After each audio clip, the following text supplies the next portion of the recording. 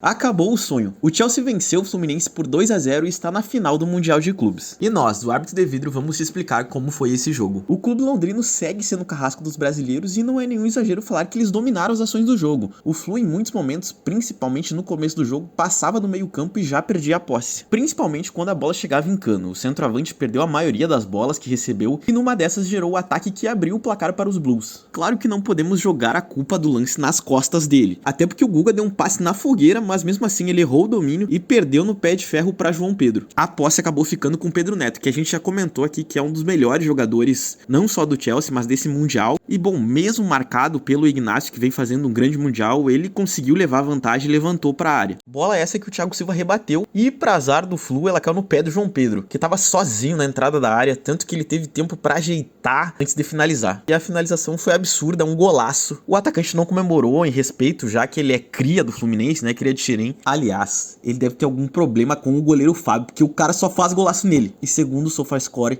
ele fez 4 gols em 4 jogos contra o Fábio. Um pouco após o gol, o Fluminense teve a sua grande chance no jogo com o Hércules. Belou com o cano e saiu sozinho cara a cara com o goleiro. Ele até conseguiu tirar de Robert Sanches, mas o subestimado Cucurella tirou em cima da linha. Pouco depois aconteceu o lance mais polêmico do jogo. Após um cruzamento numa falta lateral, o Thiago Santos deu uma casquinha na bola, que na sua trajetória acabou batendo no braço de Chalobah. No campo, o árbitro marcou a penalidade, mas foi chamado no VAR e reverteu a decisão. A nossa opinião ficou bem dividida. Para alguns foi, para outros não, mas a gente concordou que é um lance bem interpretativo, então a gente não entendeu muito a chamada do VAR em si. No segundo tempo, o Chelsea seguiu melhor e após o Flusão se lançar toda a frente, o Bernal errou um passe bobo no ataque, que gerou um contra-ataque mortal com mais um gol de João Pedro. O centroavante recebeu o grande passo de Enzo Fernandes e progrediu com muito espaço. Detalhe que quando ele chegou na área, ele tinha mais 3 opções de passe, mas o cara é centroavante, né? E cortou pra cima do Ignacio e mandou um foguete no gol, outro golaço. A partir daí só deu o Chelsea no jogo. O Renato tentou algumas alterações, mas não surtiram muito efeito e ficou bem mais perto do Chelsea fazer o terceiro do que o Fluminense diminuir e buscar um empate. Bom, e o jogo terminou assim, o Chelsea passou com muitos méritos, é um time que cresceu muito nessa competição e não tem como não citar o grande acréscimo com a chegada impactante de João Pedro. Mas vamos ver se é o necessário para enfrentar o bicho papão do momento, que é o PSG. O Flusão caiu, mas de cabeça erguida fez um grande Mundial. Desde o primeiro jogo se mostrou um time especial e competitivo, que teve talvez como seu ponto alto nessa competição a vitória para cima da Inter, que é a sua atual vice-campeã europeia. Além de ter feito bonito e ter sido o sul-americano que mais progrediu na competição, o Flu embolsou 330 fucking milhões de reais.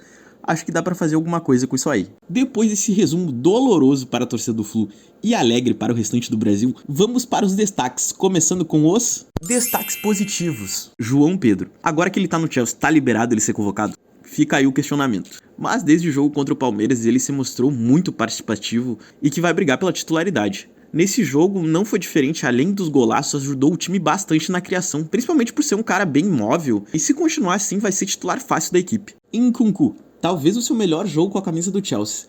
Lembrou muito o jogador que era quando surgiu no PSG e que depois brilhou no Leipzig. Nesse jogo ele não tinha uma posição específica, caía pelos lados, infiltrava pelo meio e ajudou bastante na marcação também.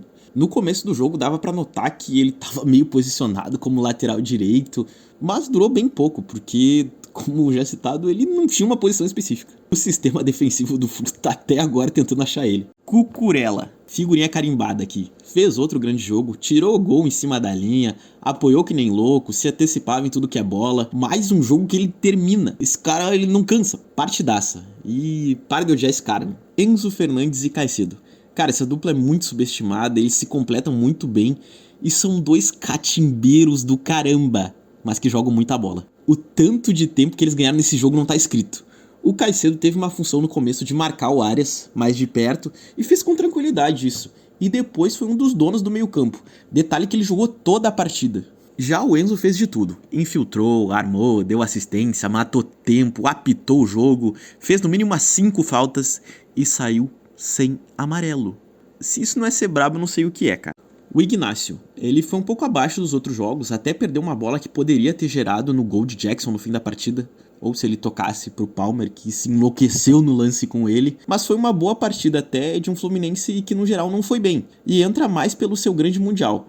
Foi sem dúvida um dos melhores zagueiros da competição e mudou seu patamar após essa Copa. Os destaques negativos, o Guga. Ele tinha uma tarefa bem difícil e talvez ele não fosse o mais indicado a fazer. Sofreu muito com os avanços de quem caía no seu lado. O Nkunku fez a festa no segundo tempo. Malo Gusto. Se o Cucurella é figurinha carimbada pelo lado positivo, o Gusto é pelo lado negativo. Outro jogo ruim, nesse sendo mais participativo no ataque, ele errou alguns passes, pouco produziu e talvez eu esteja de má vontade com ele. Mas o Chelsea chega à final com um dos piores lateral da competição, Thiago Santos. Ele existe. Tá bom, pra não ficar nesse negócio gratuito, ele estava nitidamente nervoso, se escondeu bastante do jogo e não ajudou em nada. Poderia ter sido pior se ele participasse do jogo. Soteldo. Se você já teve ele no seu clube, você sabe o porquê dele estar aqui. Bernal. O garoto estava fazendo um bom mundial, mas pouco produziu hoje no meio, não foi combativo o suficiente e falhou no gol que praticamente matou o jogo. Cano. Até criou uma grande chance na tabela com o Hércules, mas foi presa fácil para a defesa do Chelsea, tinha momentos que a bola batia nele e voltava de graça, e um desses momentos tirou o gol que abriu o placar. A transmissão de um certo grande canal que tem direito de praticamente todas as grandes competições. A gente já havia comentado sobre isso em um vídeo que acabou não indo ao ar, que em questão era sobre o jogo Flamengo e Bayern e o quão desastrosa tinha sido aquela transmissão. No fim, até parecia que o narrador estava chorando, os comentários durante o jogo, um pouco delirantes, se é assim que dá pra se dizer, além daquela velha questão da não narração de gols de times estrangeiros, que a gente entende que é um gosto pessoal, e a gente já tá acostumado com isso há muito tempo. Mas se naquele jogo era um clima total de velório, esse foi bem diferente. Tanto que foi bem criticado uma dancinha que a equipe de transmissão fez após a derrota do Flu. Essa falta de imparcialidade e a maneira que foi transmitida toda essa competição incomoda um pouco. Parece que por não ter concorrência, as transmissões estão ficando feitas nas coxas. Isso se aplica no Brasileirão também, só que ficou bem mais escancarado nesse Mundial. Ainda mais se formos comparar com a transmissão que foi feita no YouTube. Sim, são públicos diferentes, a gente também tem ressalva com alguns conteúdos que são feitos, mas se mostrou em muitos momentos bem superior. Mas esperamos que volte à antiga fórmula, fazendo aquele feijãozinho com arroz básico, mas com qualidade. E na avaliação do árbitro de vidro, o que esse jogo pareceu? Essa avaliação vai ser mais no geral do que especificamente nesse jogo. Mas parecia um jogo de Copa do Mundo. A trajetória do Flu trouxeram essa vibe boa de Copa, inclusive o Flu foi tratado como Marrocos, e eu tenho certeza que qualquer outro clube que não fosse europeu seria tratado assim. Você sabe, o eurocentrismo é uma merda. Mas dito isso, a campanha do Flu lembrou muito a do Marrocos, e é algo para se orgulhar. O Flu não é nem o clube brasileiro com mais investimento e chegou em uma semi jogando um bom futebol e competitivo. Teve um dos melhores jogadores desse torneio, que foi o John Arias, um Ignacio, que foi um senhor zagueiro nessa competição, e junto com os outros clubes brasileiros resgataram um pouquinho da nossa autoestima. Por mais que você tenha torcido contra, você sabe que a gente está sendo observado com outros olhos agora, futebolisticamente.